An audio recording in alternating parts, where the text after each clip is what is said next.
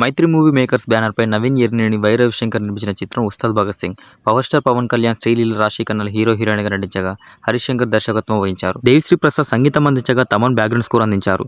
మార్చి 19న Ustaad Bhagat Singh movie world వైడ్గా ప్రేక్షకుల ముందుకు వచ్చింది. ఈ నేపథ్యంలో పవన్ కళ్యాణ్ మూవీ బడ్జెట్ ఎంత, ప్రీ రిలీజ్ బిజినెస్ ఎంత, బ్రేక్ ఈవెన్ టార్గెట్ ఎంత, 9వ రోజు ఈ సినిమా ఎన్ని కోట్లు రాబట్టిందో ఈ వివరాల గురించి ఒక్కసారి పరిశీలిద్దాం.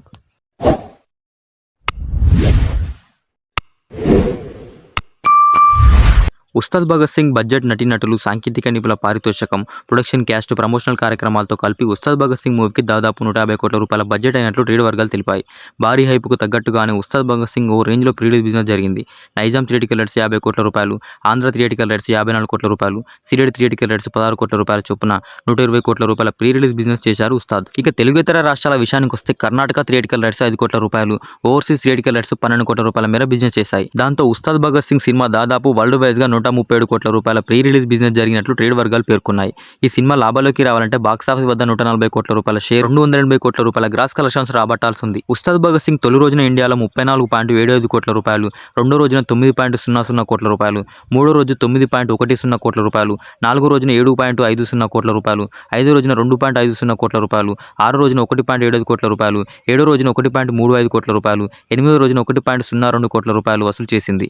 తద్వారా 8 రోజుల వరకు ఇండియాలో 67.15 కోట్ల రూపాయల నెట్ కలెక్షన్స్, 78.99 కోట్ల రూపాయల గ్రాస్ కలెక్షన్స్ రాబట్టింది. 8 రోజుల వరకు తెలుగు రాష్ట్రాల్లో 70.30 కోట్ల రూపాయలు, కర్ణాటకలో 6.35 కోట్ల రూపాయలు, తమిళనాడులో 92 లక్షల రూపాయలు, రెస్ట్ ఆఫ్ ఇండియాలో 1.05 కోట్ల రూపాయలు వసూలు చేసింది చిత్రం. 8 రోజుల వరకు నైజాంలో 25.80 కోట్ల రూపాయలు, సీడెడ్లో 14 కోట్ల రూపాయలు, ఆంధ్రాలో 30.50 కోట్ల రూపాయలు చొప్పున 70.30 కోట్ల రూపాయలు వసూలైంది. విశాఖపట్నం, విజయవాడ, హైదరాబాద్లో మాత్రమే పవన్ కళ్యాణ్ మూవీకి చెప్పుకోదగ్గ స్థాయిలో డైలీ 20% ఆక్యుపెన్సీ నమోదైంది. ఓవర్సీస్లో ఉస్తాద్ భగత్ సింగ్కు 8 రోజుల వరకు 11.50 కోట్ల రూపాయలు వసూలైనట్లు ట్రేడ్ పండితులు చెబుతున్నారు. దాంతో భారత్లో వచ్చిన గ్రాస్ ప్లస్ ఓవర్సీస్ కలెక్షన్స్ కలిపి పవన్ కళ్యాణ్ మూవీకి వరల్డ్ వైడ్గా ఇప్పటి వరకు 91 కోట్ల రూపాయలు వసూలు చేసింది. సోమవారం నుంచి పూర్తిగా డీలా పడ్డ ఉస్తాద్ భగత్ సింగ్కు శుక్రవారం నుంచి కాస్త ఊరట లభించే అవకాశాలున్నాయని ట్రేడ్ పండితులు అంచనా వేస్తున్నారు.